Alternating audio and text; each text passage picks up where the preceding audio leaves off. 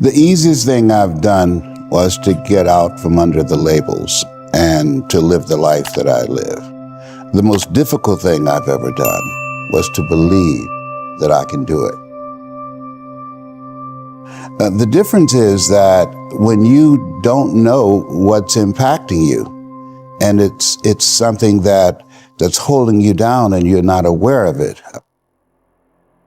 There are things that when you, in my situation, when you live in a dominant culture that is designed to destroy your sense of self and your belief in yourself, and you have to learn ways in which you can begin to connect with this power that you have within yourself to handle where you are.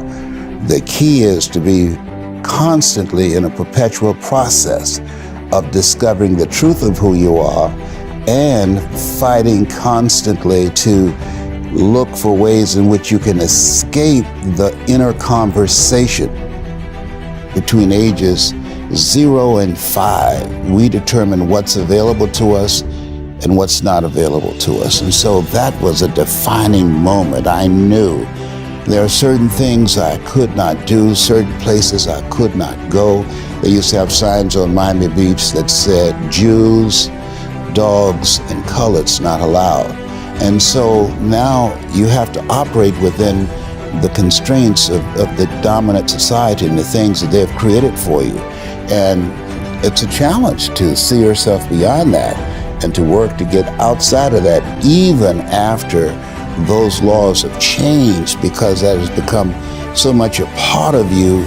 You unconsciously operate within the parameters of what has been put in place. Like you're driving on the expressway, the 405, and you'll get off on an exit that you weren't going in that direction, but you unconsciously did it because you've done it so many times that many people, because they're not making a conscious, deliberate, determined effort to think outside of what life has thrown at them, they end up doing the same thing over and over and over again. Einstein said that thinking that has brought me this far has created some problems that this thinking can't solve.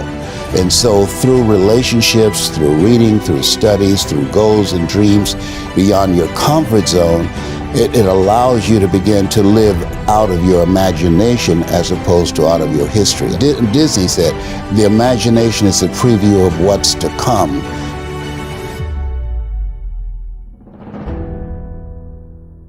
They have to expose themselves to something that will give them a different vision of themselves. And in addition to that, they have to put themselves in a community of what I call OQP, only quality people. A gentleman who dramatically transformed my life. I was a junior at Booker T. Washington High School in Miami, Florida, and I went in his class looking for another friend, and he said, go to the board and work this problem out for me. I said, sir, I can't do that. He said, why not? I said, I'm not one of your students. He said, do it anyhow. And the other kids started laughing, saying, he's Leslie, he's DT. And he said, what's DT? His brother is smart, but he's the dumb twin. And I said, I am, sir. And he came from behind his desk and he pointed at me. He said, don't you ever say that again. Someone's opinion of you does not have to become your reality. And he taught me 3 things. He said, if you want to become successful in life, young man, he said, number 1, you got to change your mindset. He said, you don't get in life what you want, you get in life what you are. Number 2, practice OQP, only quality people. You earn within $2,000 to $3,000 of your closest friends. I found that out. I left all my broke friends. I said, y'all gotta go. Because I used to be so broke, I'd pass a bank and trip the alarm, you know? And the 3rd thing he said, develop your communication skills, because once you open your mouth, you tell the world who you are. He said, those are 3 major things that you want to work on that will liberate you from living in Liberty City, living in poverty in Overtown. It will help to escape out of where you are right now, because I see you watching me and I know you want more. I can see the hunger in your eyes. You get hungry by finding something that's you.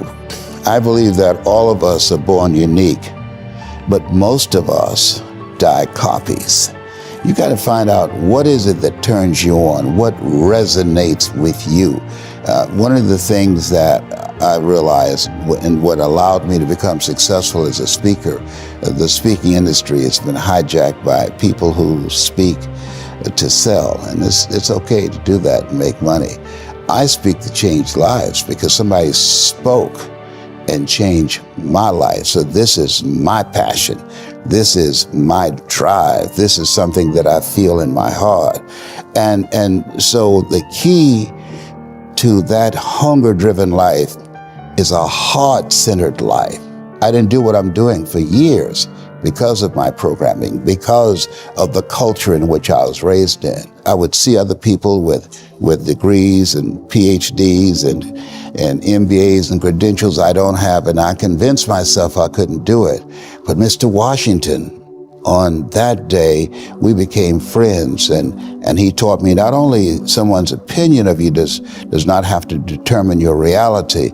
He said that you have to work on yourself and you have to have an unstoppable attitude, and no excuse is acceptable, and you got to make it a priority, a non-negotiable in your life, and hold a constant vision of what it is you want to achieve. See it accomplished and go all out. Find a way to win.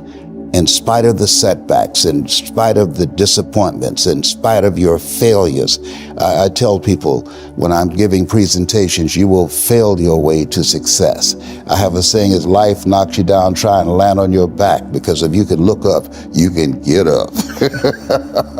And so those experiences of going after goals that's beyond your comfort zone, and having relationships that will challenge you, and surrounding yourself with coaches and mentors who can take you to a place within yourself that you can't go by yourself because you can't read the label when you're locked in the box. And so those experiences, they challenge you to go to that next level and continue to move forward in your life, doing new and exciting things that eye has not seen, ear has not heard, nor is in the heart of mankind what God has in store for you when you live a heart-centered life, deciding that you're going to live a life that will outlive you. You're going to live a life that counts, a life that will build a legacy and change the planet. You know, Horace Mann said, we should be ashamed to die until we've made some major contribution to humankind. And so my goal is to make a major contribution to humankind. Every day when I get up, my mindset is, what is it that I can do to touch and impact somebody's life today? What is it? What does that look like? Don't live the life that has been given you by their circumstances, by the people that's around you. That Sidney Poitier wrote a book called The Measure of a Man. And he said, when you go for a walk with someone, something happens without being spoken. He said, either you adjust to their pace or they adjust to your pace.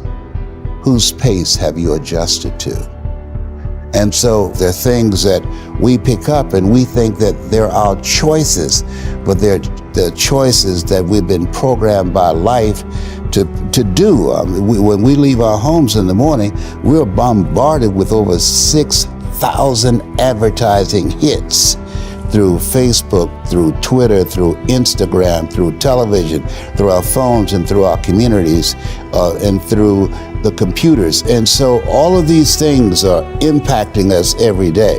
So if you don't have a program for your mind, then your mind is going to be programmed, and you'll find yourself doing things that you did not know, and that they affected you, that they, through marketing techniques and strategies, that they will create a thirst within you. I came up in an era that said if you built the best mousetrap, the world will be the path to your door.